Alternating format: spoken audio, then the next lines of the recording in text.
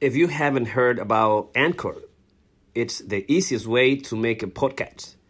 Let me explain. Si no has escuchado de Anchor, es la mejor manera de hacerlo. It's free. Es gratis.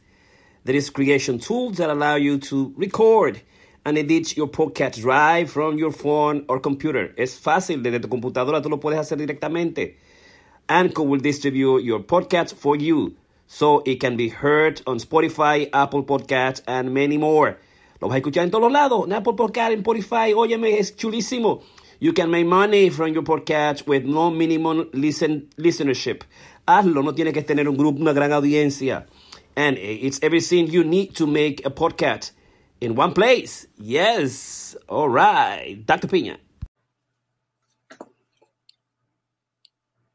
Listo. ¿Cómo? Vamos a hablar del gobernador, de cómo, el caso que tiene, tres psicoanalistas, psicoterapistas, Ramón Blandino, Karina Rieke y el doctor Jorge Piña en Corona Creativos, como te lo hemos prometido. Vamos a traer nuestras ideas, nuestras observaciones al respecto sobre lo que está sucediendo ahora con el acoso sexual, de cómo lo vamos a hacer desde la perspectiva de psicoanálisis, la misandría, la validación de la misoginia es el caso fundamental. Esperamos que tú estés ahí, que lo compartas y discutamos desde una perspectiva de los hechos. Así que buenas noches que estás con nosotros y definitivamente, dígame, tengo aquí mis notas, déjame buscarla.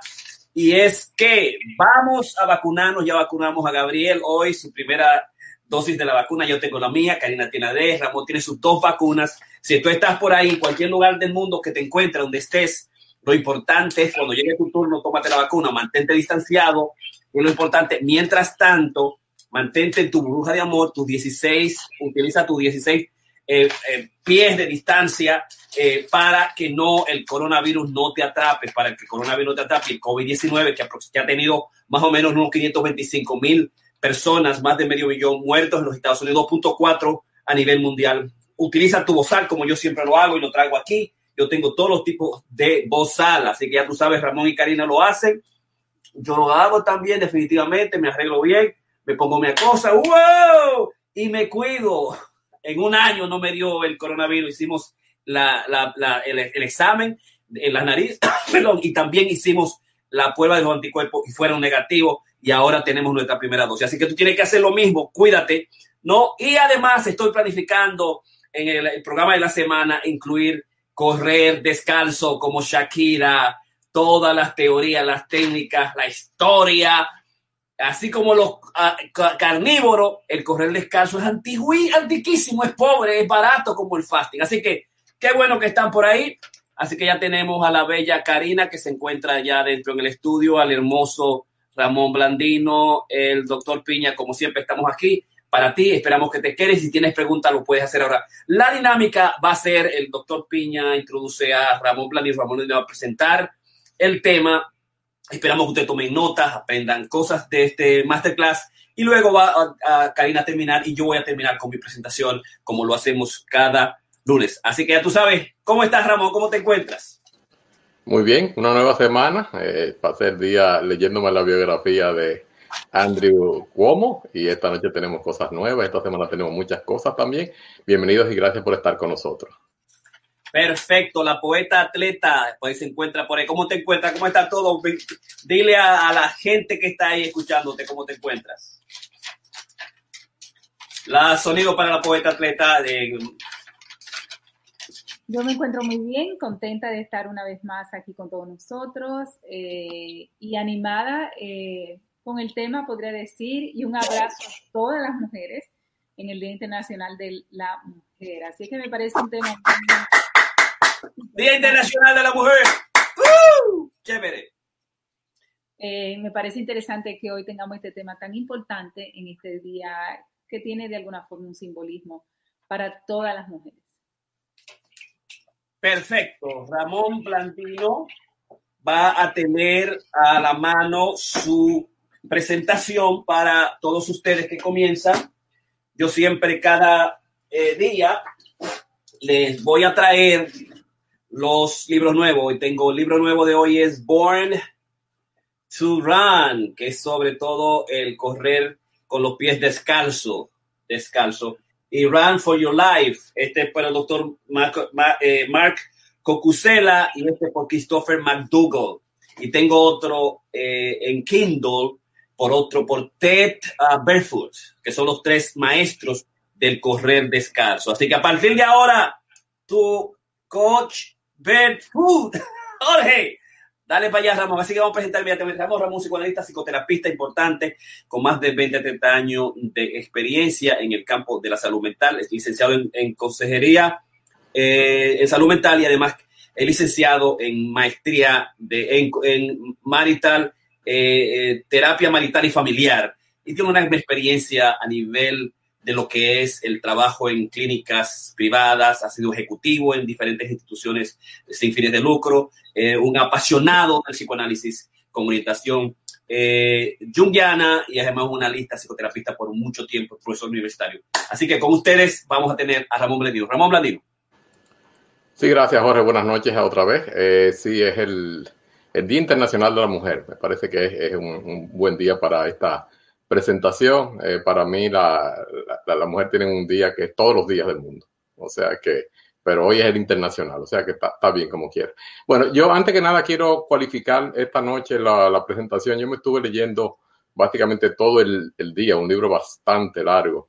Yo lo conseguí en audiolibro, desde anoche me lo estoy oyendo, fueron 24 horas consecutivas de Michael Chanel Gerson, que se llama The Contenders, que The Contenders es la biografía de Andrew Cuomo, aunque él después hizo otra biografía por su parte, está bien detallada, son 452 páginas. Y fue de lo más interesante. Pero antes quiero primeramente cualificar la presentación. Lo primero es que no voy a estar haciendo una presentación más que de los facts que encontré en este libro y en algunos artículos. No estoy haciendo presunción de inocencia ni culpabilidad. No estoy aquí para juzgar a Andrew Cuomo.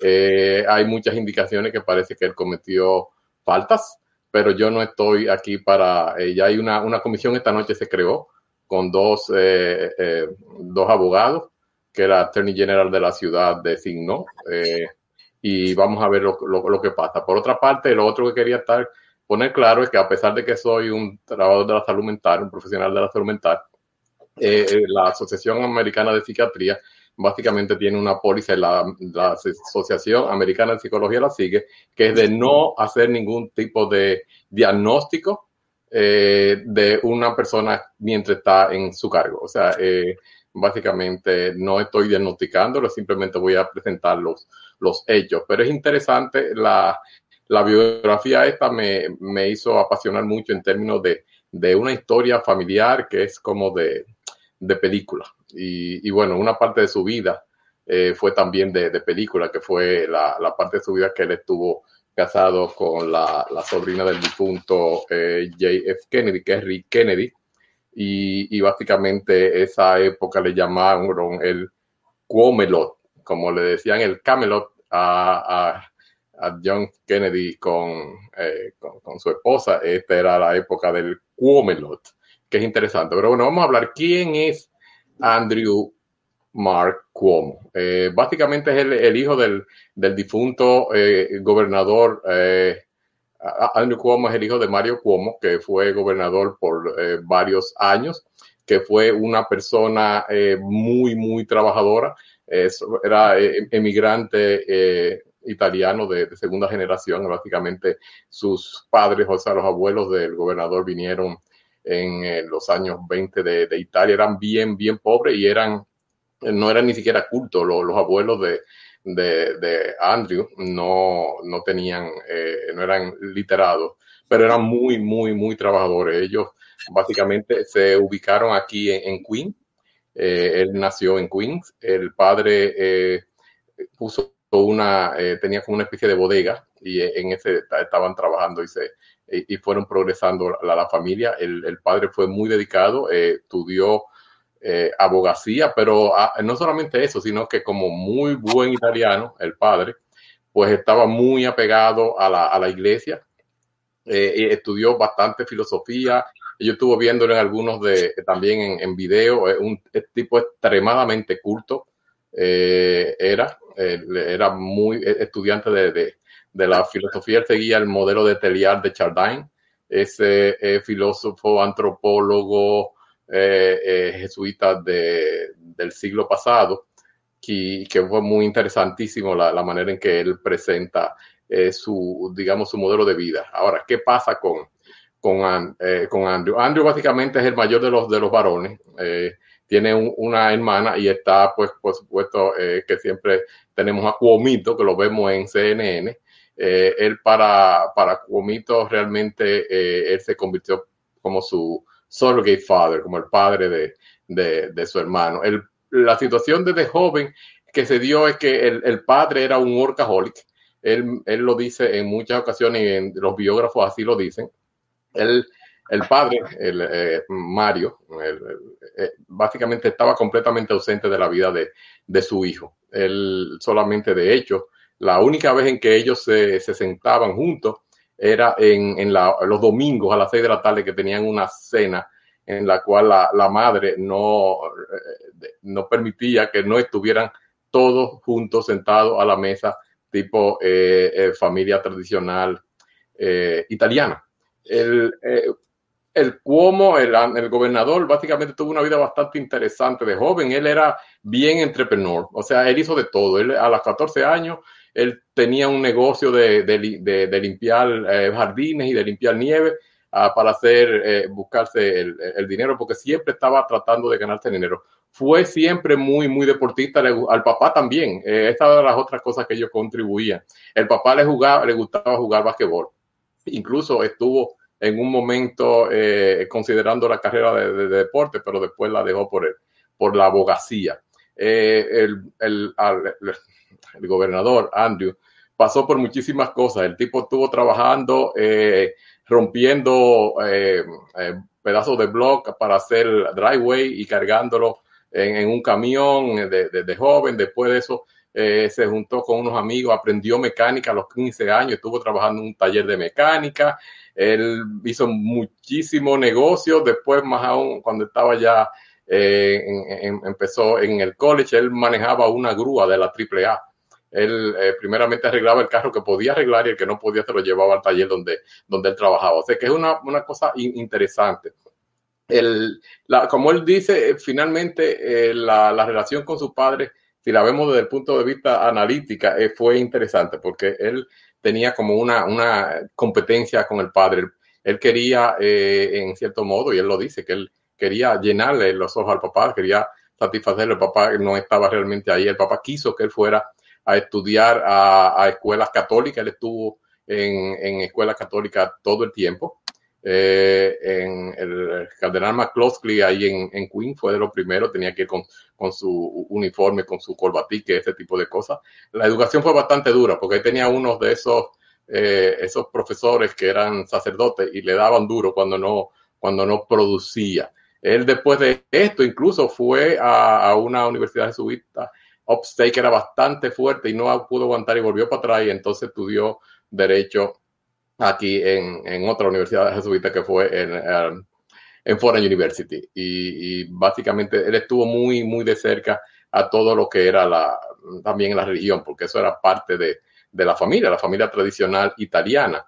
Él, básicamente, el padre era bastante, como dicen, detached en ese sentido, pero tenía como una ética muy, muy fuerte, y le inculcó eso a su hijo, de que tenía que llegar lejos, que él había podido lograr ese sueño americano de venir desde Italia, y fue, pues, básicamente llegó a ser gobernador del estado. Sin embargo, ellos dicen que el Cuomo, el gobernador, es una persona muy estratégica, mientras que el padre era bien filosófico, poeta. Tenía muchas otras cosas que necesariamente, bueno, en su época él llenó un gran espacio aquí en el estado de Nueva York. Es una persona que fue muy querida por todos los que eran demócratas y los que eran republicanos. Cuomo, yo tuve la oportunidad de conocerlo. Realmente a mí me parece una personalidad muy fuerte y extraordinaria. Yo lo conocí curiosamente a Jorge, en Crotona, donde tú estuviste después trabajando. Él era el secretario de HUD, secretario de vivienda de los Estados Unidos, y él estaba bien involucrado en el movimiento anti-homeless. O sea, él realmente todo el tiempo él fue buscando su niche, Él buscaba como dónde él meterse y se metió por la parte de los homeless.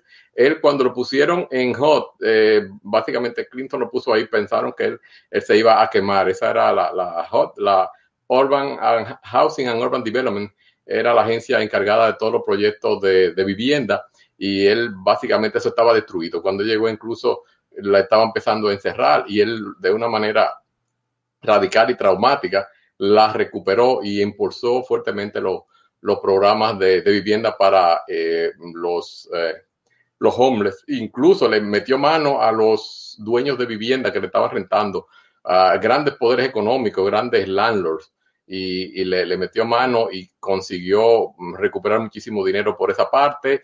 También promovió y amplió el programa de Sección 8. Eso fue en el 1998 y fue una lucha bastante. Nadie pensaba que el tipo lo podía hacer. De hecho, una de las que lo está ahora lo está demandando era su secretaria de prensa en ese entonces. Y por eso él dice que a esa él no le hace ni caso, porque esa después estuvo trabajando, y me estoy refiriendo ahora, estoy buscando el nombre por aquí, o sea que denme un momentico porque la tengo a mano. Ella estuvo trabajando después con Cuomo, con el Di Blasio, con el alcalde Di Blasio, y sigo hablando en lo que le encuentro el nombre de esta persona. Bueno, el asunto que queremos decir con esto es que realmente él ha sido muy... todas las personas lo acusan, de hecho, incluso las personas allá en HUD, que el tipo era un bulldog, o sea, que el tipo era realmente prepotente, pero claro, así fue que él logró enderezar esto. Me refiero a la persona que lo está acusando, que es la quinta, es Karen Hinton. Karen Hinton fue la secretaria de prensa de HUD, y después estuvo trabajando con el alcalde Bill de Blasio. Ella dice que realmente lo que está, de hecho, este es un artículo que salió en el Daily News de Nueva York, de Michael Garland, el febrero 24 del 21, donde ella decía que la política del pene se ha permeado, se ha metido en los altos niveles de la administración de Blasio y de Cuomo, y que no se queda ahí, sino que también se expande hasta sus staff, a miembros de esos departamentos. Di Blasio armó un lío grandísimo defendiendo de ella, porque él dice que realmente ha sido un tipo consagrado, y que no solamente respeta a Shirley McRae, su esposa, sino que realmente ella es su mejor consejera. De eso yo puedo dar testimonio, porque yo conocí también a la esposa del alcalde. Podemos tener diferencias en términos de apreciar lo que él haya hecho o no haya hecho, pero ella ha sido una propulsora de la salud mental, y él tiene unos grandes proyectos que Shirley McRae.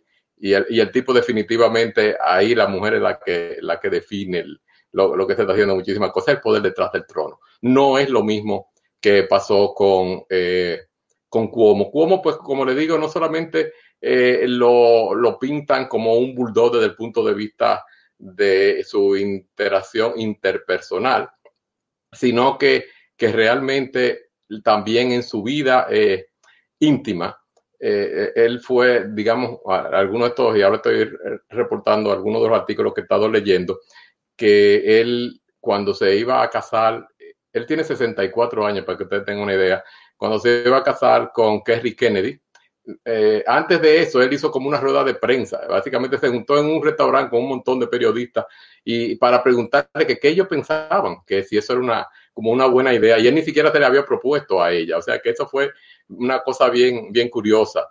Un artículo en la revista Marie Claire de abril del año pasado por Catherine Noe dice que Kerry Kennedy era una activista bien fuerte en términos también de asuntos sociales, pero básicamente él nunca se integró a la familia. O sea, él se casó con ella, crearon lo que como dicen, el Cuomelot, y ella realmente se hartó del tipo, porque él los invitaban a la familia Kennedy, a las diferentes casas que ellos tenían, y él pues nunca iba.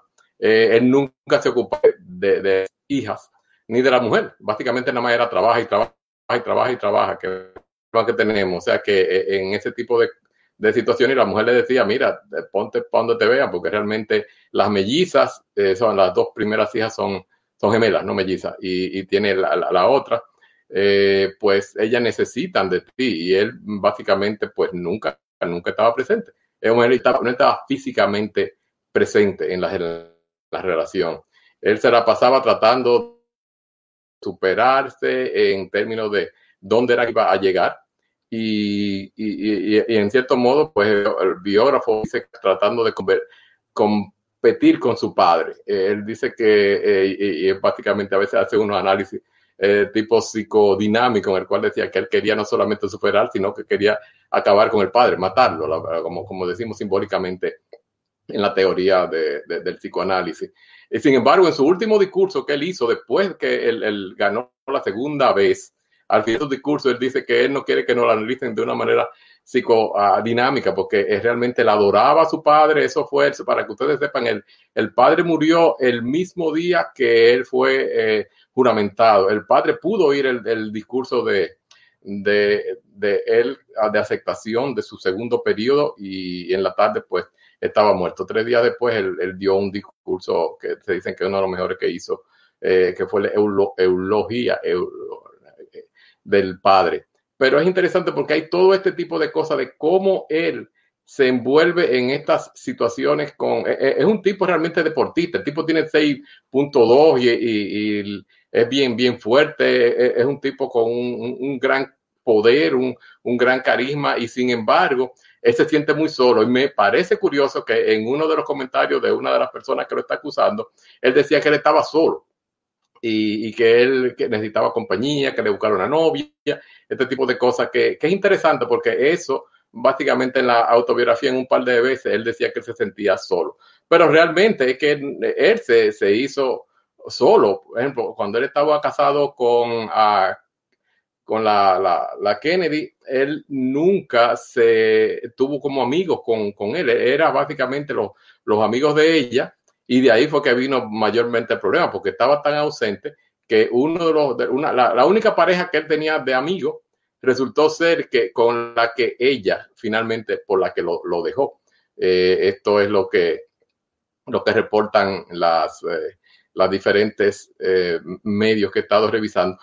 Y él trató de que se quedara. Él consiguió, porque la mujer fue bastante leal en ese sentido, le pidió que no lo dejara antes de las elecciones, y ella lo apoyó en la campaña. Él le dijo que se esperara hasta enero, que no se divorciara, y finalmente ella dijo, no, ya yo no voy a seguir esperando. O sea que el tipo en todo esto fue una serie de él creó, como digamos, podemos decir, ese primer, yo no voy a cualificar, pero en cierto modo, situación en la cual por muchas situaciones la mujer simplemente se hartó, y entonces pues ella empezó a salir con el señor, con el amigo de la otra pareja, que realmente estaba muy envuelto. Ellos salían juntos a pescar, y él terminaba, ella con el marido de la amiga, y pescando, porque cómo se quedaba leyendo o haciendo cosas. O sea que realmente tenía algunos problemas digamos, de personalidad, que no vamos ahora nosotros a entrar en este tipo de cosas. Pero sí, él logró, después de esto que él terminó esa relación, entonces él se envolvió en otra relación con la Sandra Lee, que era la host del Food Network, y estuvo una cantidad de años con él, pero realmente también terminó hace unos 2 o 3 años. Ella también decía que él era muy centrado en él mismo, para no decir egoísta o este tipo de cosas. Y es por eso que ella, que era una mujer bastante independiente, pues también lo deja. O sea que la segunda mujer que él tuvo, y tuvieron unos años, ella tuvo casi, creo que 14 años con ella. O sea que estamos hablando de una persona realmente que tiene un gran poder por una parte, y tiene un gran deseo de superar al padre, y termina entonces en unas situaciones bastante traumáticas, embarazosas para muchas personas que han sido afectadas. Y cuando están hablando del abuso, digamos, sexual, no solamente están hablando estuve viendo que no solamente lo reportaban mujeres, sino que hombres, que básicamente dicen que el tipo era un bully y que él los trataba de una manera también mala. Así, él atribuía todo esto a que eso es parte de la cultura italiana. Por ejemplo, en una de las fotos que reporta cuando él estaba tratando de dar un beso a una persona, él sale así que le estaba agarrando la cara con las dos manos, y él dice que esta es la manera que él veía a su padre y lo hacía, y él decía, eso no es una cosa que nosotros lo hacemos con las mujeres, le agarramos la cara y lo acercamos y le damos besos de los dos lados, y eso a la mujer y a los hombres. Claro, es una situación bastante problemática, porque uno tiene que entender que esto no necesariamente es apropiado, ni estamos en la época de su padre, ni su padre nunca fue acusado de ese tipo de conducta. Esta persona, la que estaba con él en la Hinton, Karen Hinton, que fue la que trabajó con él en Hot, ella en un momento incluso dice que él debía no quedarse nunca solo, porque ella era como en una habitación, en esos tiempos ya habían otros escándalos sexuales, e incluso más adelante pasó lo de Bill Clinton. Él dice que nunca iba a pasar por eso, que no, eso fue una cosa muy como estúpida de la manera en que pasó. Nosotros no vamos a entrar en eso.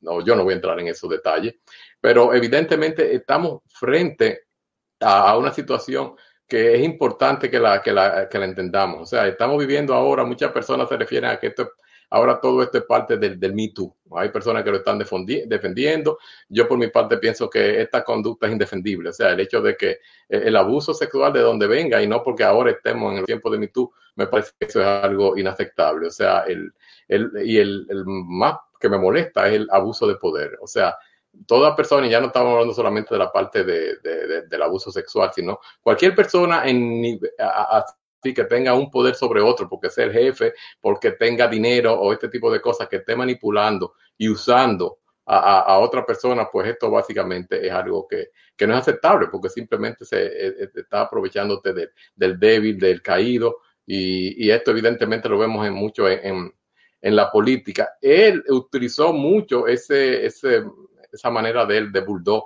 cuando estaba en su primer mandato, y logró realmente unos cambios increíbles en el estado, cosas que no se estaban moviendo, las puso a que se movieran. Por ejemplo, el mismo puente que lleva el nombre hoy de su padre, eso estaba atrasadísimo, y él logró que lo terminaran en un tiempo récord, y no necesariamente era por la situación de que iba a llevar el nombre de su padre, que realmente él quería moverse a otros movimientos. Ahora también ha habido un montón de intrínculos políticos que he aprendido a leer su biografía, de las cosas que pasan aquí, porque en el segundo periodo a él no estuvo apoyando a los candidatos demócratas o a los candidatos de su partido, estuvo apoyando a los candidatos republicanos. Entonces en algún momento estuvo en una de las noticias que estuve oyendo hoy, que muchas de las cosas que lo están apretando ahora es precisamente de su partido, es porque él realmente no los apoyó a ellos. Como yo realmente no pienso que, bueno, claro, todos los políticos en un momento dado pueden que sean así bien oportunistas, pero realmente el caso, las evidencias están ahí, se está haciendo todo digamos, esa evaluación del caso que se va a hacer, y es realmente algo que me parece bien horrible que haya pasado, pero todo lo que he estado leyendo es que desde el punto de vista de su personalidad, es una persona así bastante sola, es una persona quizás, y dicen que él realmente tiene los loyalistas, o sea, las personas que son extremadamente leales a él, que son un grupito muy pequeño, y todos los demás que trabajan con él, que realmente le tienen un miedo que se mueren, para no decir la otra palabra, que estamos aquí en el aire. Y esto es algo que hemos visto y se pone en el contexto de las acusaciones que está recibiendo. Él está todavía hoy, vi en una noticia que él estaba diciendo que todo esto es mentira. Él no admite culpa, él admite que él pudo tener, y eso es parte de su cultura, y eso es parte de la manera en que él interactúa, pero que él la va a cambiar, el hecho de de hacer comentarios así jocosos y joviales, pero lo que muchas de estas, las personas que le están acusando, y una de las chicas que dice, sí, pero él no estaba haciéndolo como una gracia, porque yo no me estaba riendo, ni él tampoco, y esto es un problema. O sea que realmente es una historia bastante, para mí lo que me dio fue muchísima tristeza ver todo por lo que él ha pasado y cómo ha llegado a esto, y las personas bajo de él que han sufrido todo esto que él está siendo acusado ahora. O sea que realmente es las hijas estuvieron, él las trajo para vivir con él mientras estábamos en la cuarentena, y hay una entrevista como unos 15 minutos con sus 3 hijas, donde ellas hablan de su padre, que lo adoran. Ellas realmente no, de hecho, en algún momento decían, sí, ahora lo adoran y todo este tipo de cosas, que es la dinámica de los seres humanos. Pero él, por ejemplo, después que se divorció de la Kennedy, él iba a los juegos de ellas, de la escuela, y las veía desde un vehículo, o sea que ni siquiera se apoyaba. O sea que podemos ver el tipo de personas que puede ser. Y claro, la biografía lo pone como una víctima de su padre, pero yo no creo que eso es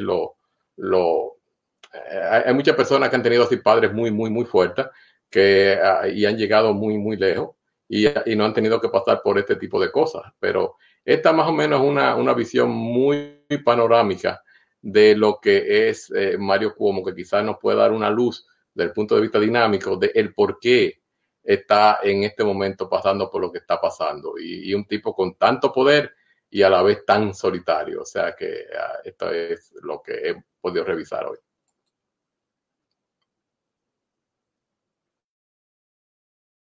Vamos, perfecto, Ramón. Vamos nosotros a pasar a que se integre la poeta atleta que ya está aquí adentro para que presente su segunda parte. Con ustedes vamos a presentarle a la psicoterapista, experta en salud mental y coach de la USATF y de la FRCA clínica y metapoeta atleta, Karina Rieke.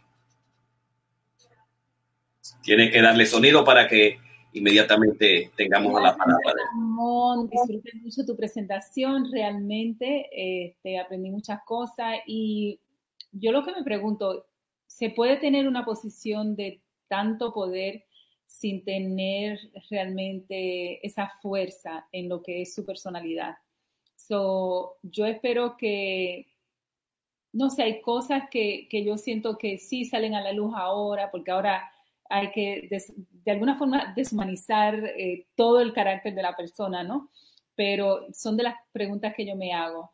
Mi presentación en el día de hoy va más bien en la parte de la víctima, asumiendo que así lo sean. Yo me siento igual que Ramón. Yo no tengo ninguna razón por la cual negar cualquiera de las alegaciones. No, realmente no creo tener ninguna razón, pero siento que hay una investigación, y creo que es importante dejar que esa investigación se desarrolle, ¿no? Y traiga sus conclusiones. Y eso me parecería justo, ¿no? Porque es una figura pública, ¿no? Y hay muchos intereses, me parece, intereses en el medio.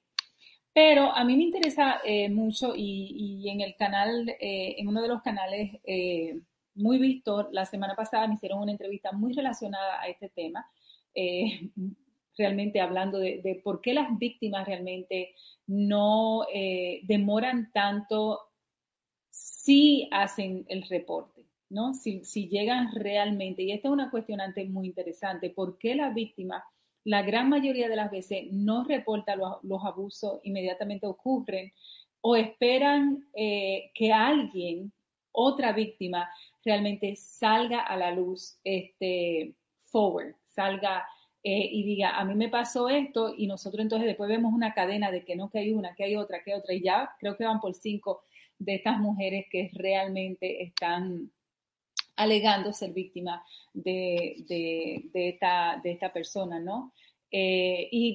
Incluso muchos sobrevivientes aquí hay un estudio que a mí me pareció muy, muy importante, donde dice que 1,000 personas que fueron violadas, 994 de los perpetradores de ese crimen, de esa violación, caminaron libres después que se le haya hecho, se le haya emitido, hayan ido a juicio. Es decir, 994 de los 1,000 que fueron acusados terminando caminando libremente en la calle. Esto fue un reporte que hiciera el Foro de Justicia en las estadísticas que presentara del 2010 al 2014. A mí me pareció esto sumamente alarmante, muy penoso, y quizás pueda contribuir al hecho de que tan pocas mujeres realmente quieran reportar. Primero a mí me daría mucho miedo saber que el porcentaje de los que son acusados de 1,994, es decir, de 1,000 personas, solamente 6 realmente van a prisión. 6. De acoso de violación. No estamos hablando de otro tipo, específicamente violación. 6 personas solamente de 1,000 realmente llegan a ser enjuiciados. Esto quiere decir que los perpetradores de abusos sexuales muy bien no van a ir a prisión y este crimen van a quedar realmente sin ningún tipo de justicia. Y esto incluye que van a haber consecuencias realmente emocionales, físicas, psicológicas, de acuerdo al reporte que acabo de presentar. Una de las razones principales por qué las mujeres realmente no reportan los abusos es porque se tienden a minimizar o se tienden a negar, lo cual es bien interesante. Primero tú minimizas el abuso. Bueno, quizá no es como yo lo siento. Bueno, quizá no fue tan mal. Bueno, quizás realmente, quizá yo me puse muy nerviosa o realmente pasaría o no pasaría. Muchas mujeres se niegan a creer realmente que fueron abusadas por el factor de que las personas que abusan realmente tienen una posición de poder a su lado. Por lo general son personas muy allegadas y esto realmente juega un papel determinante para la víctima.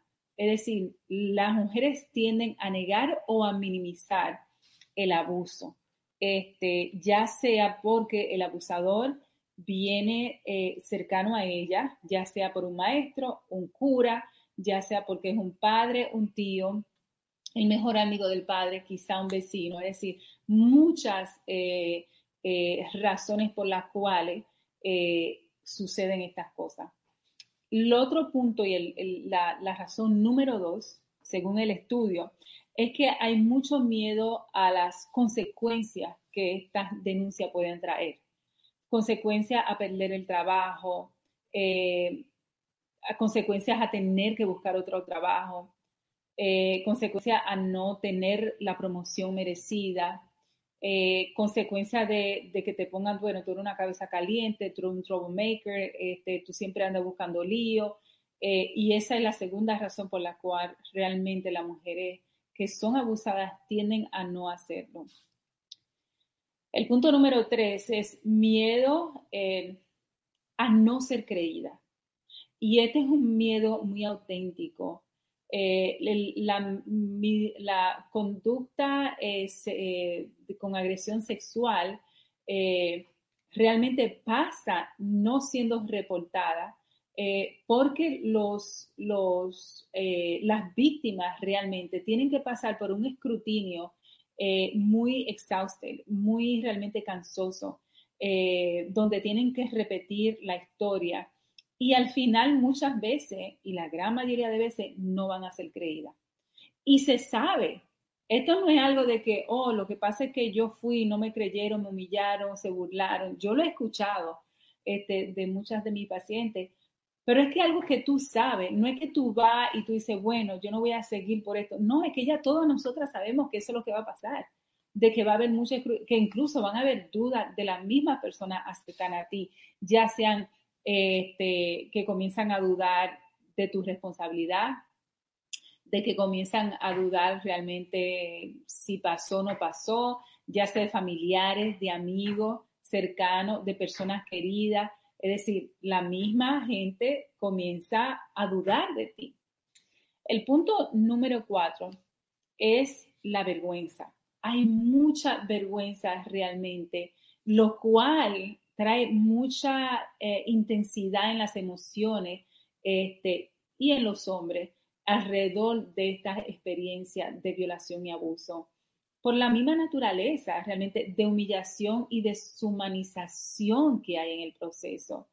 Las víctimas se sienten invadidas y simultáneamente experiencian también una deshonra a lo que es su dignidad, porque se sienten realmente desamparadas y a la merced de que la otra persona me va a creer.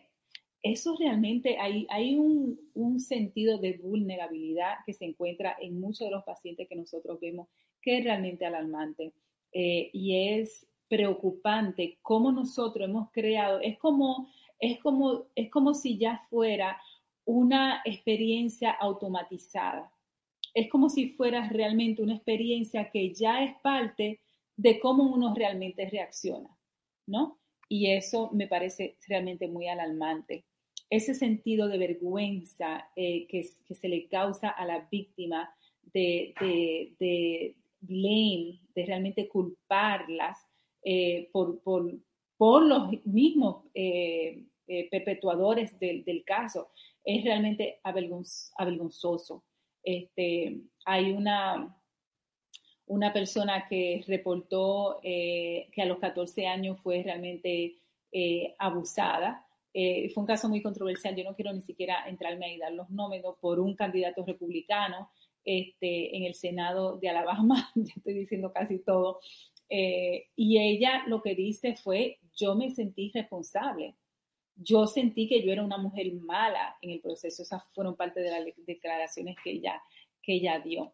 Entonces, voy a traer un poquito de lo que es la historia realmente en lo que son los abusos de violación sexual. Hay otra razón también muy, muy importante de por qué las mujeres no reportan este tipo de abuso, ya que muchas mujeres son realmente violadas de niñas, de jóvenes, y vuelven a ser abusadas y violentadas sexualmente de adultos.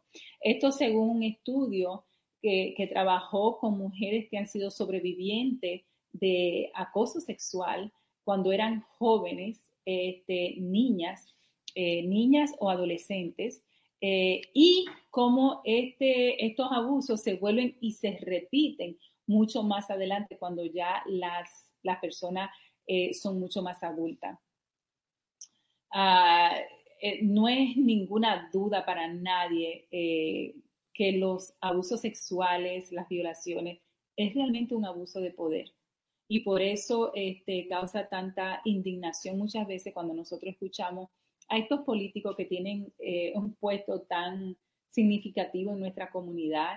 Y yo estoy como Ramón, yo no estoy condenando a nadie, no se ha hecho a este político, todavía no ha salido las conclusiones de las examinaciones que se están haciendo ahora, pero nosotros realmente no tenemos ninguna duda que es de poder, es una imposición de poder y de fuerza, y de tú realmente desempoderar, de tú realmente desarmar a tu víctima, porque lo que realmente sienten las víctimas es ese desempoderamiento, esa experiencia de vulnerabilidad, ese sentido de desesperanza que hay, de sentirse que no hay salvación, que no hay ayuda, atado a la experiencia que ellos están viviendo. Cuando una niña es abusada a una muy temprana edad, esa niña realmente pierde un sentido de ownership, de pertenencia de su cuerpo. Por lo general tiene mucho problema de autoestima, tiende a ser una persona con mucha shame, con mucha vergüenza, y le da mucho trabajo realmente adquirir lo que es su autoestima y fortalecerla, ¿no? Porque hay un sentido de violación más allá de la física. Es realmente un sentido de desempoderamiento donde tú pierdes el sentido de tu identidad. Es como un robo de poder que se le hace a la mujer, a esa niña.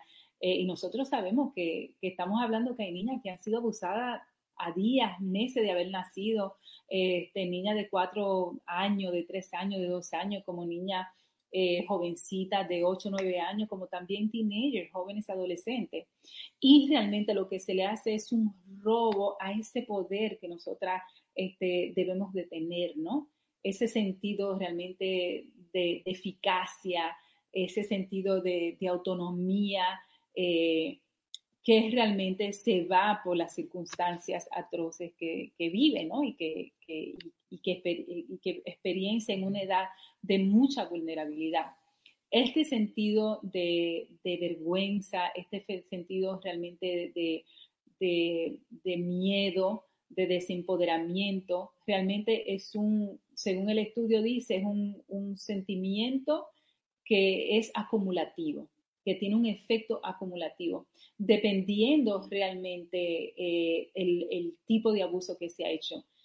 Muchas deciden olvidar el incidente y otras deciden decir que nunca pasó, y otras lo único que hacen es mantenerlo vivo. Es decir, que de alguna forma es muy difícil llegar a una conclusión de cuál es la forma mucho más efectiva. Yo siento que de la forma clínica que nosotros, que alrededor de lo que es la psicoterapia nosotros realmente planteamos, no es tú realmente cambiar tu imagen de lo ocurrido. Eso no es lo que nosotros como terapistas buscamos, pero sí nosotros lo que buscamos es una sanación a través del conocimiento de lo ocurrido. Es decir, tiene que haber un conocimiento, porque si no sabemos las secuelas que hay cuando tú dejas todo en el inconsciente, ya que muchas de nuestras acciones, de nuestros sentimientos se producen en el inconsciente realmente, y están formuladas por esas experiencias, y muchas veces se convierten en ellas mismas en monstruos, por no saber bregar con un dolor que no se reconoce. Entonces, por eso es importante reconocer lo ocurrido, reconocer el dolor, y afrontarlo y usar mecanismos de fortalecimiento en el proceso, pero nunca tratar y move on, por supuesto, y tratar de salir de un estado de victimización que muchas veces se encuentra, obviamente, la persona afectada, pero nosotros no buscamos eso ni queremos eso. Es decir, nosotros, yo estaba escuchando en esta semana a Jordan Peterson, que nosotros hemos hablado mucho en este programa de él, y él, una de las cosas más lindas que dice, vivimos realmente en un espacio donde nosotros no estamos exentos de tragedias. Desde que nacemos vivimos con la tragedia de saber que nos vamos a morir, y a cada rato realmente nosotros tenemos que excavar para buscar grandes realizaciones y momentos en nuestras vidas, no solamente en nuestras vidas, pero en la vida realmente de las personas que nosotros amamos. Pero es saber nosotros cómo darle sentido a nuestra vida con esas cosas y buscar la felicidad con esa perspectiva, ¿no? Y eso a mí me parece sumamente interesante. ¿Por qué realmente la víctima de abuso sexual, de estas índoles, de violación o harassment, no vienen rápidamente a poner el abuso? ¿Por qué realmente tú tienes que esperar que haya una de ellas que diga esto me está pasando a mí, that's it, no more, y comienzan a pelear, ¿no? ¿Por qué viene una y por qué viene otra? Y la gente realmente, no solamente yo, todos nosotros nos hacemos esa pregunta, y muchos traen lo que es la duda en el proceso bajo esta misma interrogante.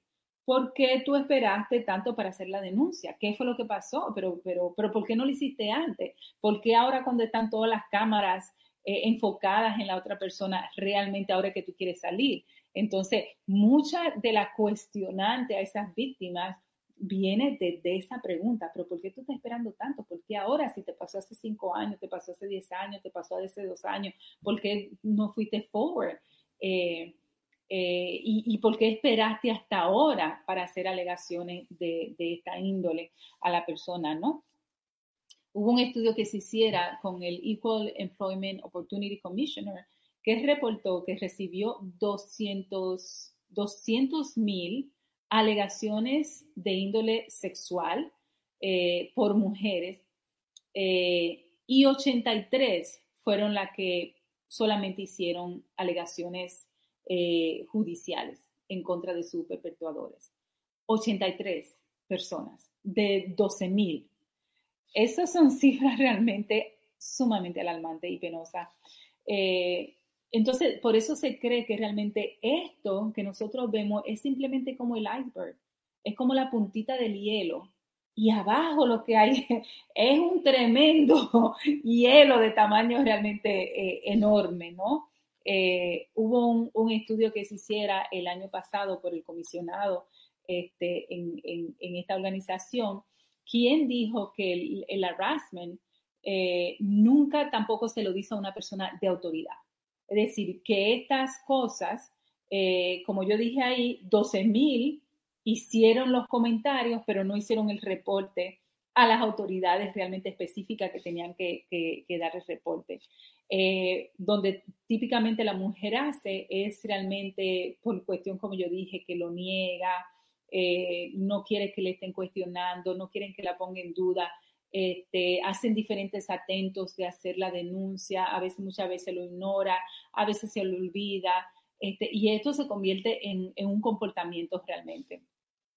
Entonces, muchas de las víctimas comúnmente se quedan con el trauma, pero no hacen la denuncia. 12,000 se supo que tuvieron problemas de índole de abuso sexual, 83 personas realmente hicieron la denuncia. Eso es realmente para nosotros cuestionar qué es lo que está sucediendo. Yo no creo que yo tenga realmente la razón, que yo tenga como la conclusión, pero yo siento que son cuestionantes importantes de nosotros traer a la luz qué tipo de sociedad realmente nosotros vivimos, donde una mujer no se siente confiada, no se siente segura, no se siente fuerte para hacer ese tipo de denuncia. Es decir, qué es lo que nosotros hemos creado a nivel familiar, a nivel comunitario, a nivel social. Es decir, hoy fue muy interesante porque fuimos a vacunar, como dijo Jorge, a mi papá, y me encanta estar con él, me da mucha alegría y satisfacción. Y después, casualmente, fui donde mi amiga que amo, Mercedes Polanco, y en lo que ella y yo cocinábamos, estaban poniendo todo este rollo que hay ahora con los príncipes de Inglaterra. Y fue tan interesante ver dos personalidades en el televisor realmente cuestionando declaraciones importantes de racismo, lo cual es muy peligroso. Y había gente cuestionando de que, oh Dios mío, pero ¿cómo esta muchacha viene aquí a los Estados Unidos, se sale de la realeza y comienza a hacer estas denuncias? Ella no debería decir nada. Yo tengo una opinión muy particular, no la voy a compartir, pero yo siento que ¿cómo yo voy a condenar que alguien quiera hacer una denuncia? Que a mí me parezca que quizá no sea el medio, bueno, que tal vez, quizá no sea el timing, bueno, tal vez, no sé. Pero yo lo que digo es, ¿cómo nosotros podemos juzgar algo que una gente vivió y experimentó? Y nosotros tenemos que, no, tú te tienes que quedar callada. ¿Cómo tú puedes? Es decir, incluso en esa forma nosotros de alguna forma hemos desarrollado patrones de cómo nosotros tenemos que realmente desarrollar nuestra empatía hacia personas que quieren ser en algún proceso valiente. Yo no niego ninguno de estas alegaciones de racismo, es como que, please, la podemos negar. No se niegan. Pero me parece más interesante ver cómo la gente realmente reacciona cuando la gente decide sacar a la luz algo? ¿Por qué no lo tomamos como un proceso de aprendizaje? ¿Por qué no lo podemos tomar como un proceso de que, bueno, vamos a chequear, quizás sí, quizá yo fui racista, quizá yo no entiendo eso como racismo, pero bueno, vamos a abrir la oportunidad de hacer discusiones, ¿no? Y es que a nosotros no nos gustan esos labels realmente a los seres humanos en general. Entonces, hay muchas cosas que nosotros debemos entender de lo que son estos acosos y por qué la mujer reacciona de una forma. Y a mí me gustaría ahora definir qué es lo que realmente son harassment sexuales. ¿Qué son esos comportamientos que nos dan a nosotras esos sentimientos de desamparo que sentimos, ¿no? Y voy a comenzar diciendo, y tenemos un listado grande, se van a sorprender. Uno de ellos es tocarme inapropiadamente. Tú no puedes tocar ningún tipo de mi cuerpo sin mi autorización.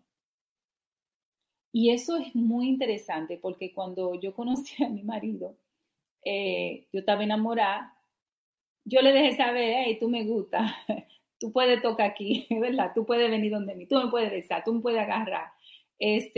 Pero si tú no haces ese tipo de esa coquetería, no hay un espacio donde eso sea dado, no vaya, no lo hagas, no toque.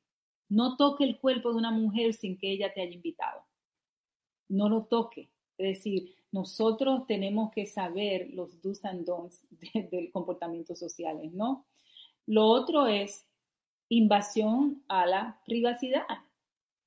Lo que eso significa para usted. Si yo me estoy bañando, usted no puede invadir mi espacio privado.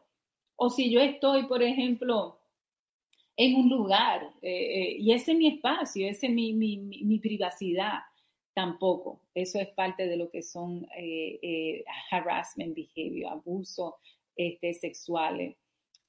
Cuando hacen comentarios obscenos o gestos obscenos. No solamente son los comentarios que son fuera de orden, pero también esas acciones que realmente son terribles. Yo recuerdo que cuando yo era muy joven en el tren, me daba mucho terror, no un terror, me daba asco realmente ir al tren de la 181, porque ahí siempre había un tipo que si tú te ponías en algún lugar, él se ponía al frente de la otra estación y siempre estaba masturbándose. Mira, a mí me importa un carajo si tú lo haces o no. Yo no tengo que verlo, ¿no? Y eso es parte de los gestos o comentarios sexuales que se hacen. Por eso nosotros hicimos un programa aquí de los piropos.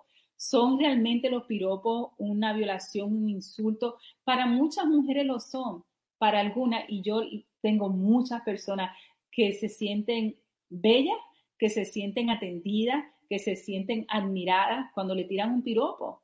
Hay mujeres como yo que realmente, si vienen de personas desconocidas, y eso a Jorge le dio mucho trabajo entender, pero si viene de mi esposo, a mí me gusta. Si hay una gente que me quiere, que es un amigo o una amiga, y me hace un comentario que sea en forma de piropo, yo lo voy a coger de buen agrado, pero no una gente que yo no conozco y me haga un comentario totalmente obsceno.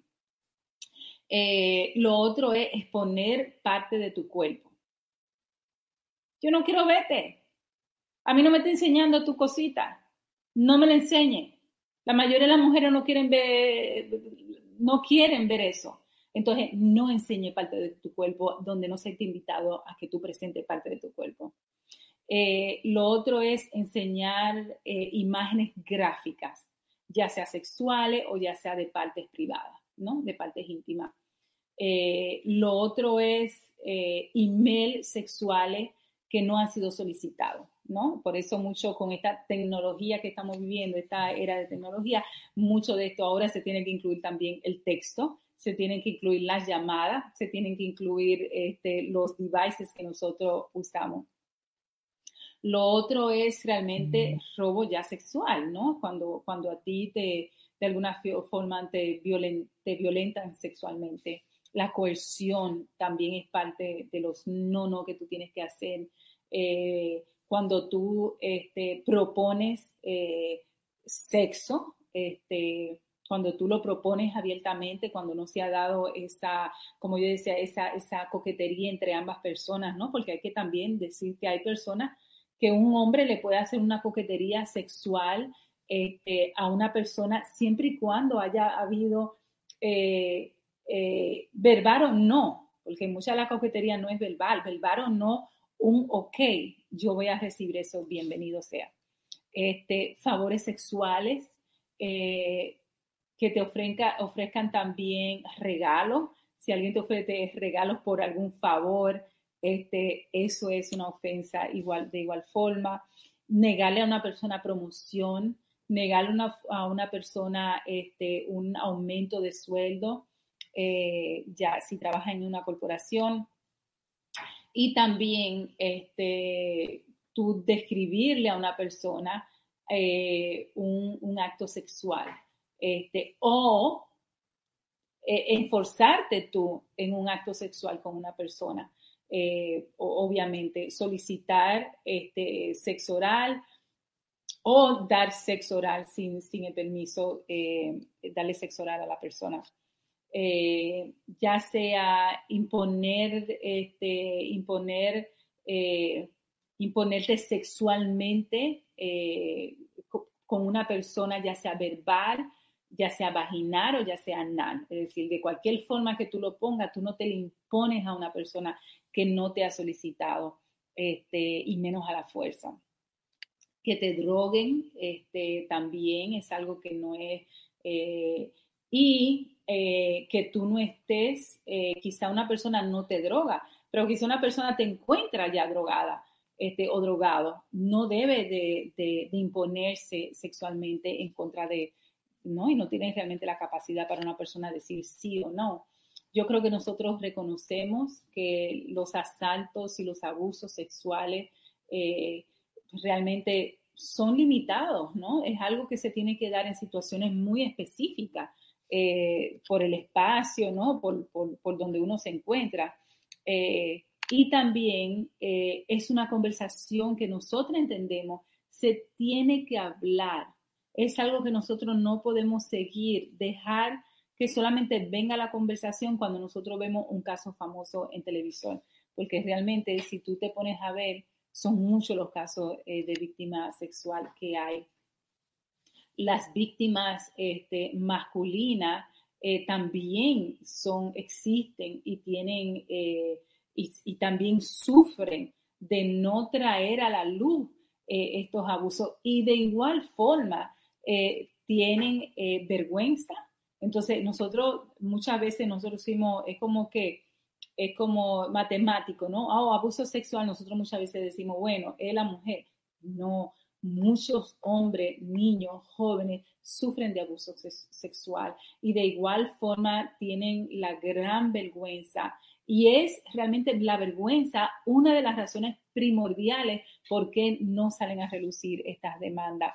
La vergüenza tiene una intención emocional muy, muy grande en los hombres y las mujeres que realmente reciben, que son afectadas por violaciones, o por abuso de algún tipo sexual. La vergüenza es una respuesta realmente natural, según dicen los expertos, natural cuando se ha sido violado o se ha sido abusado. Es algo natural, es decir, no es algo que me vino por... No, es que es algo que naturalmente se hace por el caring, porque tú realmente, por el cuidado, por esa reacción de empatía que tú tienes hacia ti mismo, ¿no? Cuando las personas realmente experiencian este tipo de abuso, al final del día, yo entiendo por qué muchas mujeres no salen a relucir, porque realmente tú estás a la expensa de que otro te crea. Tú realmente estás a la expensa de si alguien te va a creer, si alguien te va a juzgar, si viene un hombre que va a ser juez y es el que va a determinar si aquí pasó o no pasó algo. Es decir, no está en ti, sino en otro. Y eso hace que haya mucha vulnerabilidad en el proceso de una denuncia. Y eso es realmente terrible y muy lamentable que en estos tiempos siga sucediendo. Jorge Piña. Gracias, compañeros. Yo, como siempre, le voy a llevar la contraria a los presentadores de hoy. Yo no voy a, obviamente, no le voy a cobrar la contraria, sino que voy a tener una posición que yo siempre he tenido por los últimos años, que he discutido, que ha descubierto, que he hablado, y que digamos, he visto con carne propia en los hombres, en los muchachos. Yo soy, en los últimos 8 años, un feminista pro hombre. Yo apoyo el feminismo en todas sus intenciones. A las mujeres no les gusta, a las mujeres feministas no les gusta, como dice Pauline Harmach, que tú defiendas el feminismo porque tú eres un hombre, tú tienes que ponerte en tu lado y en tu puesto. Déjanos nosotros, que nosotros sabemos defendernos nosotros mismos.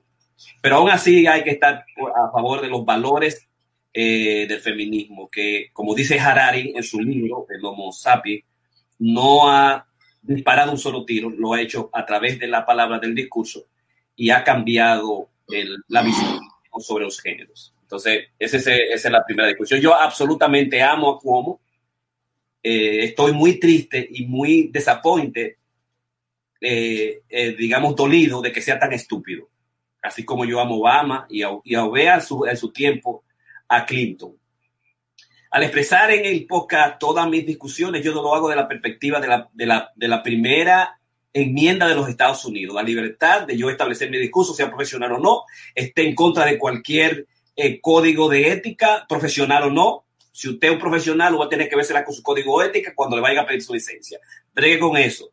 Pero el discurso mío, profesional o no, como los miles y cientos de libros y diagnósticos que se le han hecho a Donald Trump y a todas las partes del mundo, desde la expresión, desde el libro My Camp, y que mucha gente, dependiendo el objetivo y el gusto, quiere destruirlo. Yo creo en la libertad del pensamiento, en la libertad de culto y de expresión y de prensa. En consecuencia, mi discurso siempre va a ser libre, y el discurso es personal, y lo personal es político, y lo profesional es también político. O sea, muy lamentable que una persona que en los últimos años haya defendido tantas vidas en los Estados Unidos, en Nueva York y a nivel global, sea un tipo tan estúpido realmente. Cuomo. Porque si yo utilizo 4 citas de I Hate Men, de Pauline Harmach, el libro que un feminista quiso, el manifiesto feminista que un hombre quiso prohibir en Francia y que se ha convertido en un bestseller absoluto. Pero podemos inferir que un hombre que acosa, golpea, viola o asesina a una mujer no le tiene demasiado respeto ni a ella ni a la mujer en general.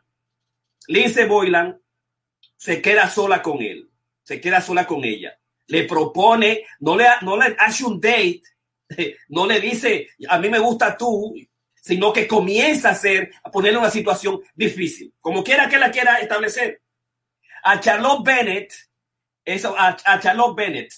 Lindsey Boylan fue la primera que escribió un blog sobre la forma en que Cuomo se le acercó a ella, de una manera incómoda, difícil, queriendo tocar, poner manos, queriendo besar. Lo mismo con Charlotte Bennett, esta muchachita de 25 años que tiene ahora, y Ana Ross, que la besó, la quiso besar, y le tiró una foto a ella. A Karen Hilton, que es la que él habla, que en aquella ocasión estaban frente a frente, estando casada, la metieron a la situación y la dejaron con Cuomo. Y ella escribe: no te quedes con el gobernador, no te quedes solo con el gobernador, porque todo el mundo sabe qué es lo que hay ahí.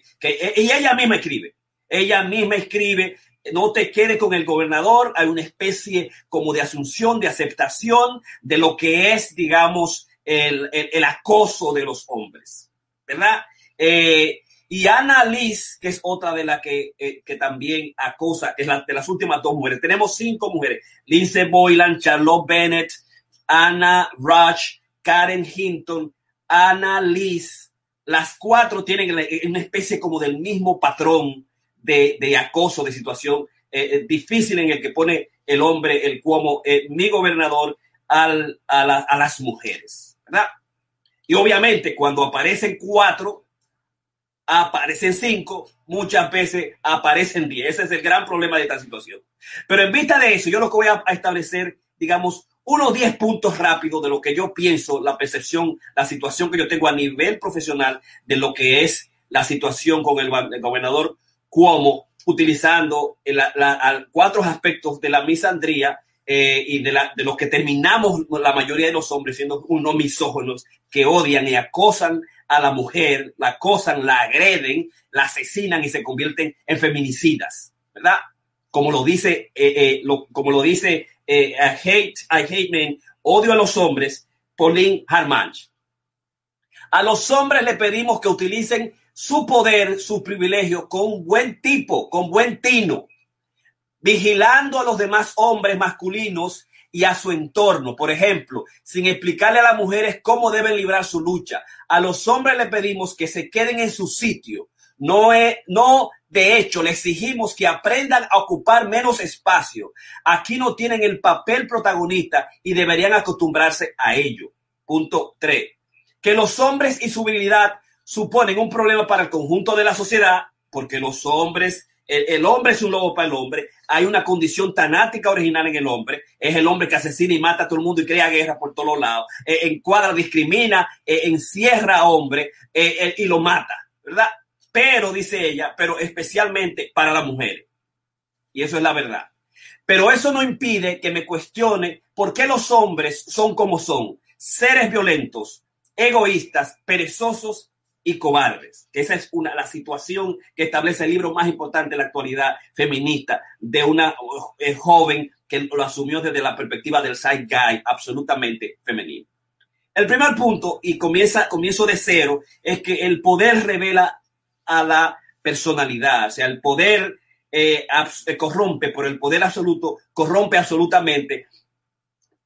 Eso es que al mismo tiempo te va a revelar quién tú eres y quién es tu personalidad, y en un momento determinado va a tener consecuencias fundamentales. Esa personalidad que resulta, la dimensión de la psicopatía, resulta y le cae muy bien a los directivos ejecutivos, y le cae bien a los presidentes, le cae bien a los alcaldes, y le cae muy bien a los gobernadores, porque esa personalidad fuerte a nivel de lo que son sus intereses, y se van a hacer las cosas como se van a hacer, y así que hay, y tiene un lima, y son los hechos, y tiene un deadline, y tú tienes que cumplir con eso. Y nos encanta ese tipo de tigres.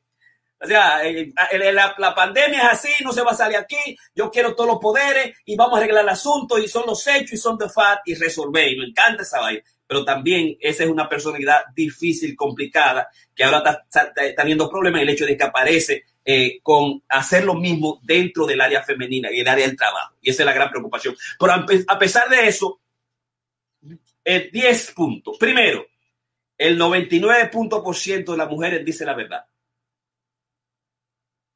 Punto. Ah, doctor, pero como me dijo alguien anoche, pero no, es que ella miente, que ella engaña, que eso es para hacerle daño. No, mi hermano. El 99% de las mujeres dice la verdad. Yo estoy diciendo que ella está diciendo la verdad, que estas 5 están diciendo la verdad. El 99% de la verdad dice la verdad, no tiene por qué engañar ni por qué mentir. Y el 99% de la verdad, en el momento del mid-movement, que es el punto que voy a dejar para el punto 7, hacen récord, hacen fotos, tiran texto y hablan y llaman a sus amigos. Punto. O sea, por si acaso no le ocurra como Mónica Lewinsky, que la mujer tuvo que decirle guarda por si acaso el semen. Ahora en esta ocasión, la gente se cuida muy bien de que tu hombre venga con una cosa rara a de tú decirle que no, cuando realmente usted lo único que tiene que decir, como dice la Charlotte Bennett, diga la verdad. Al gobernador que diga la verdad, que yo no quiero hacer daño. Número 1. Número 2. Presunción de inocencia. Y yo quiero eso para mí, y quiero eso para mis hijos, y quiero eso para todos los muchachos, hombres por ahí, que no tienen abogado, ni van a tener el equipo de abogados que va a tener, que tiene el gobernador, y que en muchas ocasiones las mujeres tienen una gran representación en la actualidad de abogados. Incluso una de las más importantes que tiene es un abogado importante, no recuerdo el nombre, creo que es Debra Katz, que es la abogada que representa a todas las grandes mujeres que han estado víctimas de acoso, con todos estos desgraciados que han existido en los últimos tiempos, que son, por ejemplo, digamos, Henry Weinstein, Jeffrey Epstein, Cosby está por ahí, un grupo de sujetos que han sido realmente depredadores sexuales, confesos y juzgados, para solamente decir 3 casos fundamentales, ¿verdad? Eso es, digamos, por un lado. Pero la presunción de inocencia para aquellos muchachos que están en la universidad, en cualquier sitio, que tienen graves problemas y que el público juzga al sujeto con el solo hecho de que se le acuse. Con sola hecha de poner una demanda, una queja y hacerlo público en el momento que sea. Cada uno, una lo hizo hace en el 2017, hace 4 años. La última joven, la Bennett, lo hizo, fue sobre el año pasado y el antepasado. La que salió ahora últimamente lo hizo en el 2000, hace 21 años, y la otra lo hizo en el 2013, hace 7 años. No importa cuándo sea, el individuo tiene la presunción de la inocencia. Y eso me parece que es importante aquí. Naturalmente, la moral y la ética van más allá de que tú seas inocente. No, en un momento determinado termina uno renunciando o siendo desprestigiado, y al mismo tiempo su legado oficial siendo destruido. Porque definitivamente el que la hace la paga, que es otro punto al final. Punto 3. El deseo sexual del hombre es irrefrenable por una condición fundamental ontogenética. El hombre de su crecimiento ha tenido que desarrollar mayores cantidades de testosterona, y hay una dimensión biológica genética, por eso es más grande, es más violento y más veloz que la mujer. Hay una condición ontogenética, y filogenéticamente el hombre ha estado basado en una comunidad de derechos, de privilegios, de abuso, de acoso, de violencia y de asesinato estructural, es lo que se le llama, y que el sistema patriarcal, que no define todo, pero que también define gran parte en la situación que el hombre se ha encontrado en los últimos 50 años, y sobre todo en los últimos 20 o 30 años. Número 5. Los hombres son estúpidos, mediocres, imbéciles, y si son nice guy, son los peores, dice el doctor Glover y dice David Deida, y son peligrosos, ¿verdad? Y muchos de ellos tienen poder y no se saben enamorar siquiera, porque todos lo quieren hacer a la mala, a la fuerza. Por eso el problema, digamos, del acoso. Por eso es tan indignante para una mujer que este tipo, que tiene todo este poder, que puede llamar Monday y que puede, digamos, hacerlo de una manera distinta, mira cómo este tipo lo hace. Eso, y tú sientes en la entrevista que le hizo la productora de CBS News a Charlotte Bennett, tú sientes la indignación de una muchacha joven que este tipo te ponga una situación difícil, que tú tengas que quedarte tipo con este individuo, ¿no? Y por el otro lado, a los bad boys que crean y destruyen a las mujeres, que son narcisistas y maquiavélicos y muchos psicópatas incurables, generalmente están llenos de mujeres por todos lados, porque por lo menos saben seducir y buscarle cómo entrarle a la mujer. Y tenemos esa problemática que tú vas a encontrar en lo que es el libro del Picabard, Stacker Max y Geoffrey Miller, PhD, que se llama Mate. Cómo usted buscar mujer, cómo usted buscar marido, qué usted tiene que hacer científicamente y qué usted no tiene que hacer científicamente para que no lo acusen de usted me tocó indebidamente, usted me puso la mano, tú me estaba mirando, mira lo que está pasando. Para no poner la mano, usted no pasase de las rayas, no pasase de la cuenta, ¿no? Y entre el nice guy y el bad boy está el hombre educado, el hombre ilustrado, que estudia, que se prepara y que conoce las reglas fundamentales que voy a explicar posteriormente. Ese es el número 4. Número 6. Para Cuomo, por los hombres, pelea hasta el final, hasta que tú puedas. Porque hay muchos que no van a poder. Hay muchos que lo van a parar y le van a decir recoge y te da. Porque esta y esta ya te dijeron que es lo que hay. Pelea hasta que tú puedas, ¿no? Y no, para las mujeres, el que la hace, la paga, definitivamente. Y si el tigre lo hizo, está pagando desde el principio, desde ya. Porque desde que sale la primera mujer y lo declara oficialmente, se armó el lío. No hay posible que uno se pueda salir y recomponer de esa situación tan difícil y tan dramática. ¿Qué? Punto número 6. aprender al hombre joven que está ahí, aprende el arte de la seducción, el arte de amar, el arte de las matemáticas, lo que es la ciencia del amor en los libros de Baudelaire, el arte de la seducción, por un lado, el libro de Greene, que se llama el arte también el de Robert Greene, que se llama el arte de la seducción, y los libros de un psicólogo PhD experto en familia, que es el doctor Gottman, y que yo siempre le he llamado el libro rojo, lo que el hombre tiene que aprender de la mujer para seducirla, para amarla, para conquistarla. Eso es, lo digo yo a los muchachos en los últimos 8 años, eso es lo que tú tienes que hacer, aprender bien, a bregar con tu ira, a bregar con tu rabia, a bregar con tu temperamento. Porque definitivamente lo que le dijo Charlotte Bennett a Cuomo es simplemente he is a textbook abuser. Es un abusador clásico de libros de texto.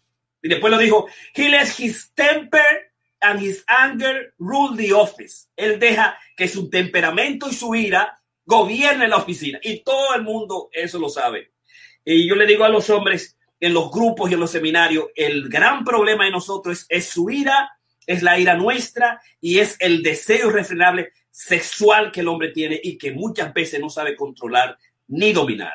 Aprende, estudia, vete a psicoterapia, a meditación, a coaching, toma seminario y toma grupo, porque ni siquiera supuestamente el cambio que hizo Cuomo a la ley misma, los amendments, los arreglos que hizo Cuomo a la ley, a lo que es la ley, creo que se llama la ley, el Human Rights Law, de Human Rights Law, que es la ley número 9901A 3425 del 2019, que aprobó que se hiciera más fácil, más severa los asuntos de acoso sexual y además obligó a que se hicieran seminarios de entrenamiento de prevención contra el acoso sexual.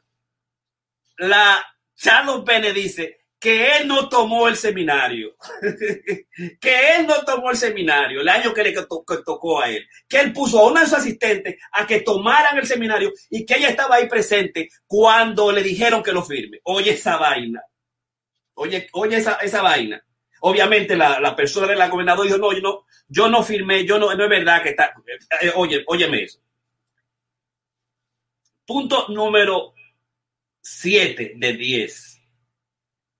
Aprende el arte del levante. Hay un estudio del game, de estrés, de Neil Strauss, de Mystery. Hay grupos de lo que son real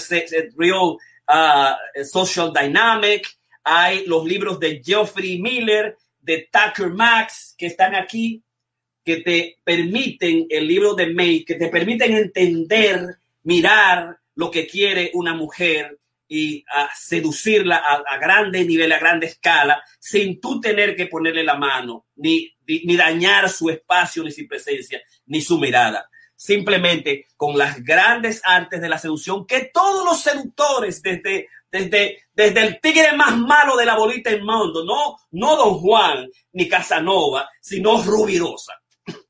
Rubirosa, el tipo más malo y abusador de la bolita del mundo. Las mujeres lo perdonaron, que tiene que estar remordiéndose en su corazón. Dice, no le hagan nada al pobre, dale $1 millón, dale el carro, dale esto. Obviamente no estoy invitando a que ninguno sea ningún Rubirosa, todo lo contrario, que tú aprendas el arte y te ponga más allá del nice guy al bad boy, que tenga una dimensión ilustrada, que aprenda, que estudie, que se va a necesitar 3 meses, se va a necesitar 5 años, a veces 10 años, como le dice Iron Joe, para tú conocer el arte de amar, para tú conocer lo que es las relaciones y apreciar la dimensión importante que significa mantener una relación, un hombre o una mujer. Número 8 de 10. Deida dice, nunca te lleva a nada querer follarte o coger todas las mujeres del mundo. Si tú quieres, tú lo puedes elegir, pero nunca te va a llevar a nada. Además, también se establece, you cannot have your cake and eat it. Si tú eres casado y tus ayudantes son casadas y si tu asistente casada, como me pareció a la mujer, a una de las que Karen Hinton, que tenía su esposo, creo que otra de ellas también tenía, la Anna Rush también es casada y hay muchas muchachas son casadas. Usted es casado, ¿qué es lo que usted está buscando metiéndose en lío?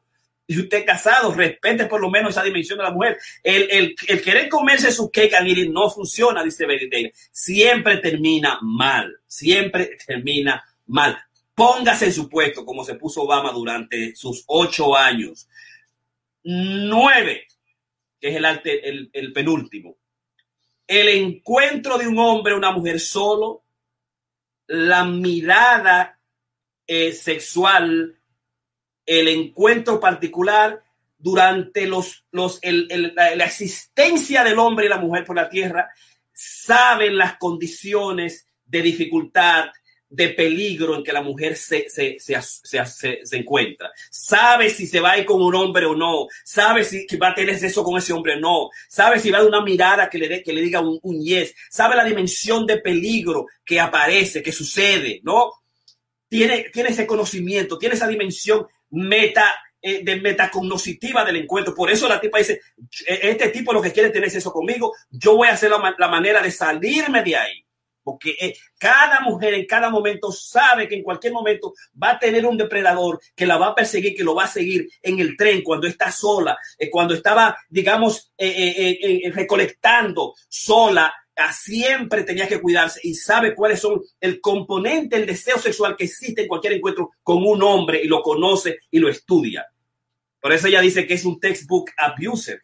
Y así es que comienza. Él por los primer año me trató bien y después para que yo me sienta lo suficientemente bien, lo entienda, para entonces acorralarme y acosarme. O sea, el encuentro y la mirada en nosotros terminan, como dijo Donald Trump, en lock room talk. En las mujeres termina en sororidad. En un texto a una amiga, en llamar a mamá, en hacer un discurso, en llamar a un compañero, en filmar la situación, en hacer un video, ¿verdad? Precisamente en guardar el semen del hombre, porque nosotros somos mentirosos, deceitful, engañosos. Y la mujer tiene que cuidarse y tiene que crear sororidad. Y eso realmente es lo que sabe, esa dimensión de sororidad y colaboración es lo que defiende continuamente a la mujer. Entonces, en el punto número 9, no sea estúpido. Tú tienes que cuidarte y saber qué tú dices y qué tú hablas. No te pongan en situación difícil, precisamente para el propio gobernador, ¿no? Y por último, el número 10, si te cogieron con los cojones, game over. Muchísimas gracias. Wow, ok. Estaba duro la presentación, pero sí, tiene sentido. Como tú dices, pienso que fue muy estúpido. No sé cómo, por ejemplo, qué cara él tiene ahora, por ejemplo, independientemente de como decimos Karina y yo, o sea que todo el mundo es inocente hasta que se pruebe lo contrario, aunque aquí toda la tendencia aparentemente es culpable, porque ahí hay digamos, una actividad pasada en la cual venía su personalidad y su manera de operar, por ejemplo, cómo él ahora va a enfrentar a su hija, digamos, a Micaela, una de sus hijas que en la prevista de Ofra, ella estando en el college hace creo que un año o 2, tenía 22. Precisamente ella lo que hacía en su año de college, desarrolló una plataforma para darle apoyo a las víctimas de abusos sexuales, para darle una voz, y esa es su hija. O sea que ahora vamos a ver qué pasa. También cuando él estaba en Hot, una de las cosas que a él le decían era el dictador, porque realmente desde que llegó ahí, a él lo querían. Había personas que tenían muchos años trabajando ahí y le decían Andy, y el tipo se encabronó y puso un memorándum en el que decía que nadie podía llamarlo por escrito, que a él que había que llamarlo señor secretario. O sea, no le podía llamar, ni siquiera Mr. Cuomo, no, señor secretario. O sea que evidentemente tiene unas situaciones en las cuales son penosas, no hay otra manera de llamarlo. O sea que no vamos a darle vuelta a esto. Es penoso desde el que lo sufrió hasta que el que lo provocó, independientemente de que esto tenga, digamos, connotaciones psicodinámicas por las cuales él llegó ahí. y eso pudiéramos analizarlo quizás en otra ocasión, pero este no es el caso de esta noche. Es triste.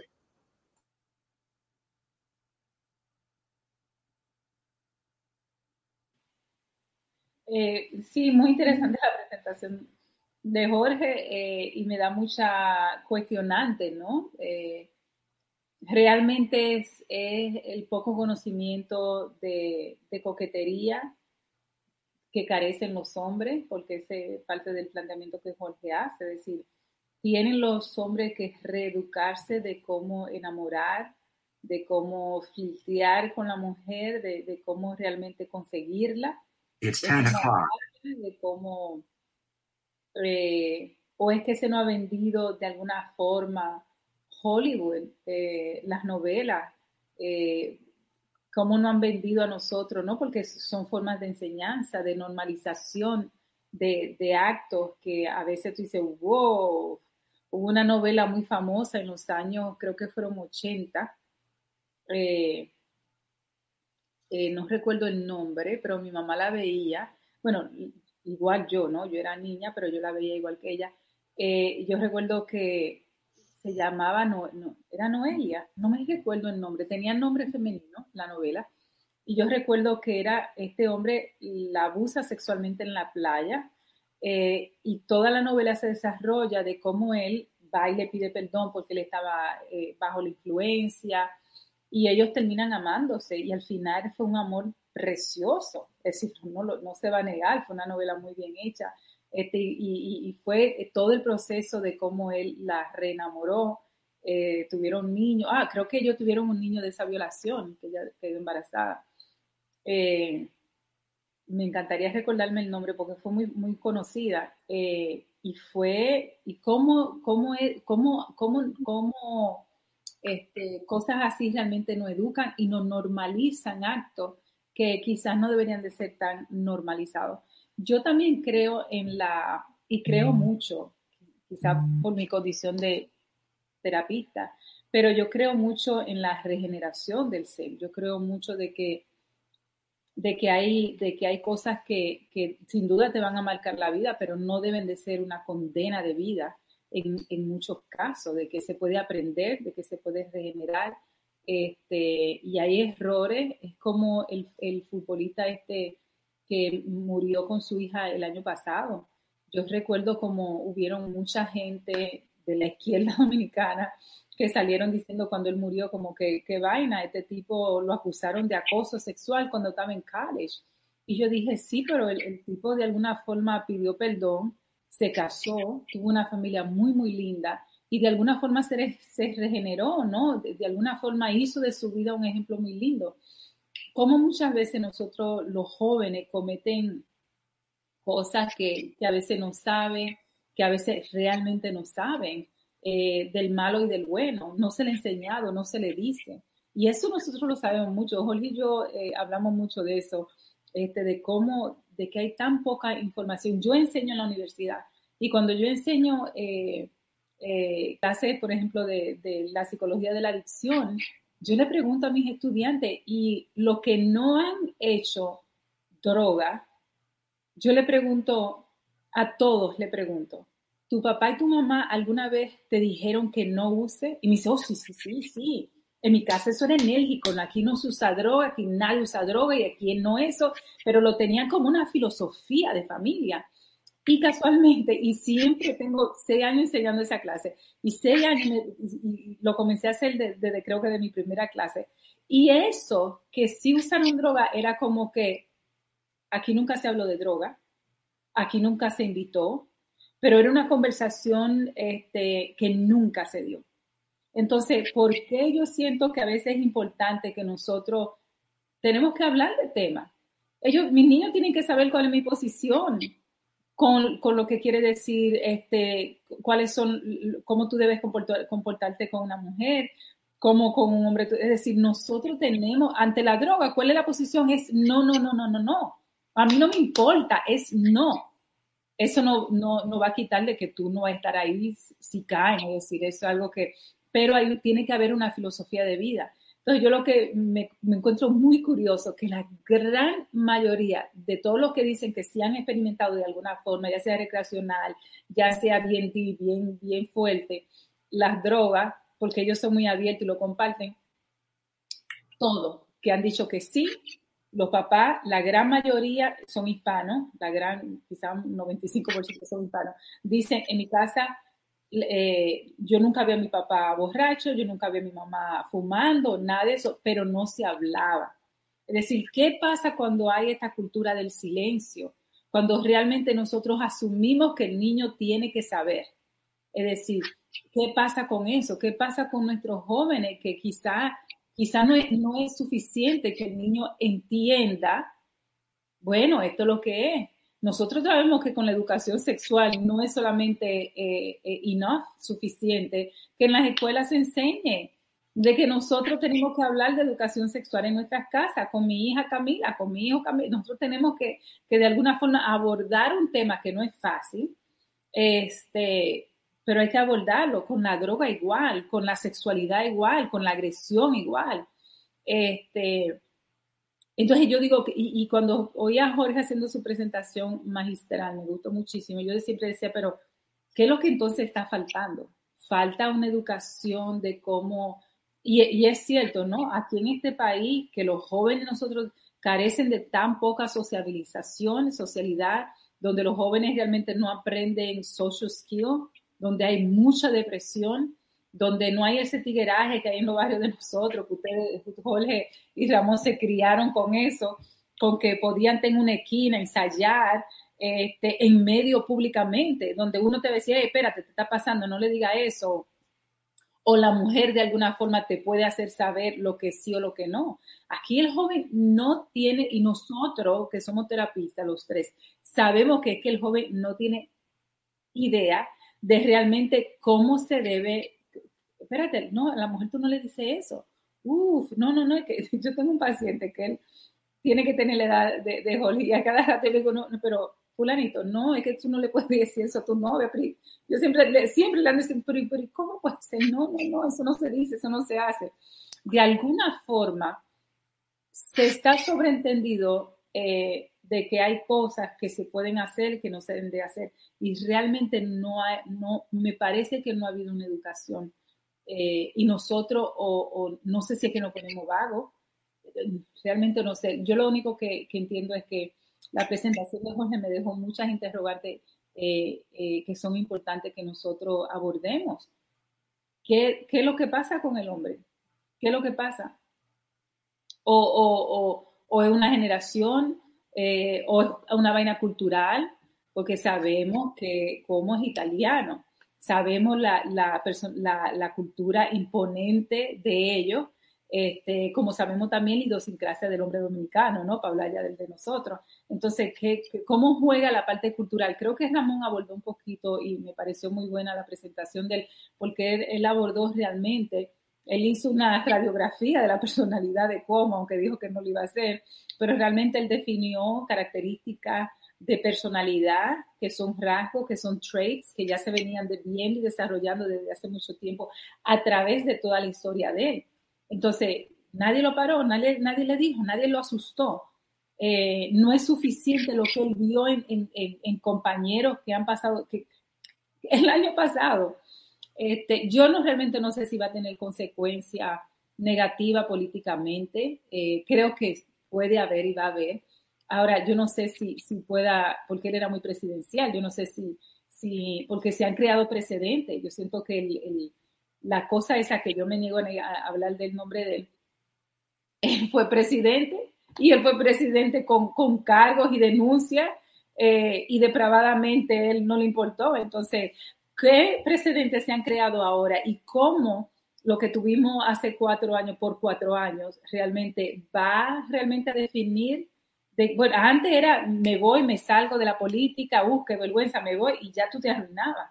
Yo no sé si va a ser igual, y yo no sé si realmente va a tener consecuencias haber tenido un presidente que fue al poder bajo esas concepciones y esas mismas denuncias, peores. Entonces cambió eso, la dinámica de la política, en términos de si puede seguir políticamente o se arruinó la carrera. Yo no sé muy bien eso, y eso está por verse, porque yo soy de la que creo realmente que puede muy bien ser una nueva etapa política de él, que él puede superar y convertirse en un presidente. Y además creo que él es lo suficientemente ambicioso para poder hacerlo y reivindicarse. Y creo que él ha tomado ese approach políticamente. Nosotros ya lo hemos visto pidiendo perdón. Incluso antes de que se le hagan algunas acusaciones formales, él estaba ya pidiendo perdón. Entonces yo siento que él no hizo todo lo que ha hecho en su trayectoria de vida para realmente irse. A mí me parece este caso interesante de ver su desarrollo. Así mismo es. La historia de trabajar con el gobernador Cuomo, Lindsey Boylan, que es la primera, el omnipresente acoso del gobernador se extendió más allá de mí. Hizo comentarios poco halagadores sobre el peso de las compañeras, las ridiculizó sobre sus relaciones románticas y sus novios. Dijo que las razones por las que los hombres obtienen mujeres eran dinero y poder. Es fundamentalmente. Entonces, toda esta situación en que nosotros nos encontramos con estos simples 4 casos, te dice que no es así. No, porque tú veas que una muchachita está aquí decente y que no es una Kennedy. Respétala, o sea, vele bien, enamórala, dice, vamos a hacer date, vamos, mira, dile a ella que es un date, busca un maipiolo, pero no busque un maipiolo para que te asegure y te quedes solo. O sea, hay muchas cosas ahí, digamos, que están dentro de la dimensión. Really, man. Wow, man. Así que tú vas a enamorar a las mujeres. Y así que se hace la vaina. No, así no que se hace. No. No es así. No puede ser. Yo estoy anonadado. Porque el tipo que crea el human law, the human law, right law, él la modificó para que la hiciera mejor para el acoso. Para el crimen en el trabajo. Y que da entrenamiento y todo. Entonces nosotros esperamos mejor del ti, esperamos inteligencia, esperamos razón. Obviamente Freud, padre Freud, el inconsciente es una vaina del carajo. Las pulsiones internas irrefrenables del hombre es una vaina que está por encima de la razón y de lo que sea, y del poder y de lo cuarto. Es una vaina que uno siempre dice, bueno, padre Freud, gracias muchísimo, y tú danos todo este conocimiento de esta vaina. Que hay que ir a terapia, que hay que ir a coach, que hay que ir a rezar, que uno solo no se puede quedar con uno solo, porque uno hace vainas raras, locura. Que el hombre cuando está encendido, el hombre cuando está horny, es un tigre peligroso. ¿Tú me entiendes? Que traiciona a la gente, pero y estoy sola.